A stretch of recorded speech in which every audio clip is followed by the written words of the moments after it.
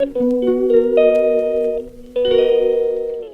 Everyone, welcome to my channel smart సింత vlogs. ఈరోజు మంచి రెసిపీతో అయితే వచ్చేసాను. అదేంటంటే పిల్లలకి ఈవినింగ్ రాగానే ఏవైనా స్నాక్స్ అయితే బాగుంటుంది అనేసి అనుకుంటాం కదా, మనము ఎంతో కష్టపడుతుంటాం. సో సింపుల్గా ఈ రెసిపీ కనుక చేసి పెడితే 1 మంత్ వరకు స్టోర్ చేసుకోవచ్చు.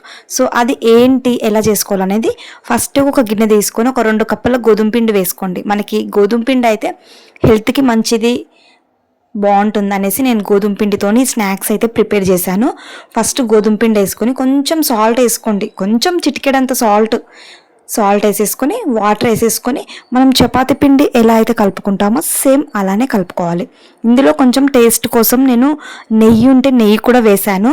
సో మీరు దీన్ని స్కిప్ చేసుకోవచ్చు, లేకపోతే కొంచెం ఆయిల్ కూడా వేసుకోవచ్చు. సో ఇదంతా వేసుకొని మంచిగా కలుపుకొని ఒక 2 నిమిషాలు దీన్ని రెస్ట్ ఇవ్వాలి.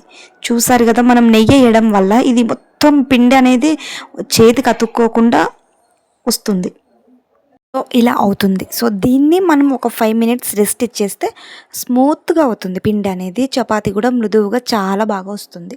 అయితే ఇప్పుడు ఇందులోంచి ఒక లడ్డులా తీసుకొని దాన్ని చపాతీలా చేసుకోండి. మొత్తం యాస్టీస్గా పొడి పిండి వేసుకుంటూ చపాతీలా చేసుకోవాలి.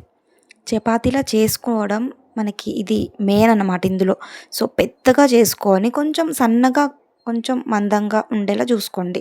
ఇప్పుడు చపాతీ చేసుకున్న తర్వాత చపాతీని 4 సైడ్స్ కరెక్ట్గా ఇలా డబ్బా షేప్లో కట్ చేసుకోవాలి.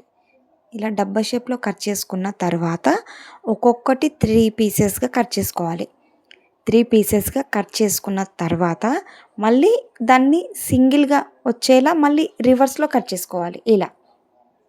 ఈ విధంగా కట్ చేసుకున్న తర్వాత ఇప్పుడు 2 డబుల్ కలిపేసి ఒక చపాతీలా పెట్టుకోండి. పీస్ అనేది ఇలా 2 పీసులు తీసుకొని ఫోర్క్ స్పూన్తో ఇలా దాన్ని ప్రెస్ చేసుకోవాలి.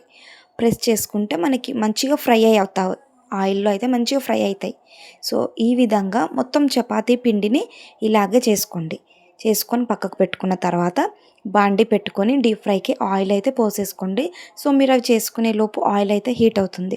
ఆయిల్ హీట్ అయిన తర్వాత మనం చేసుకున్న ఈ చిన్న చిన్న చపాతీలను ఇందులో వేసి కొంచెం రెడ్ కలర్ వచ్చే వరకు మనం అలా వేయించుకోవాలి.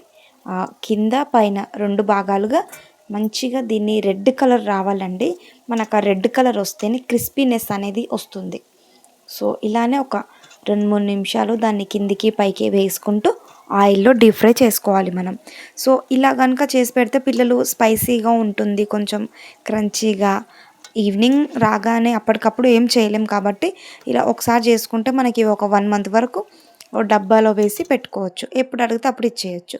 ఫైనలీ ఇలా రెడ్ కలర్ రావాలండి. ఇలా వచ్చిన తర్వాతనే మీరు దీన్ని తీసేసుకోవాలి. ఇది మనకి సౌండ్ కూడా చూడండి ఎంత క్రంచీగా వస్తుందో. సో అన్నీ ఇలా చేసుకున్న తర్వాత ఇందులో నేను కొంచెం కారప్పొడి అయితే జల్లుకున్నానండి. కారప్పొడి జల్లుకుంటే మనం ఆల్రెడీ పిండిలో ఉప్పు వేసుకున్నాం కాటుక. ఇందులో కారప్పొడి జల్లేసుకొని అన్నీ కలిపేసుకొని ఒక డబ్బాలో వేసి స్టోర్ చేసుకోండి. స్పైసీగా బాగుంటుంది, అలాగే పిల్లలు టైంపాస్కి తినడానికి కూడా బాగుంటుంది. బయటికి వెళ్ళినప్పుడు కూడా తీసుకొని వెళ్ళొచ్చు ఇలాంటి చేసుకుంటే. సో రెసిపీ అయితే బాగుంది అనుకుంటే తప్పకుండా మన వీడియోకి అయితే ఒక లైక్ ఇవ్వండి. అలాగే మన ఛానల్ని కొత్తగా ఎవరైనా చూస్తే కనుక సబ్స్క్రైబ్ చేసుకోండి. ఇదండి వీడియో. బాయ్ అండి.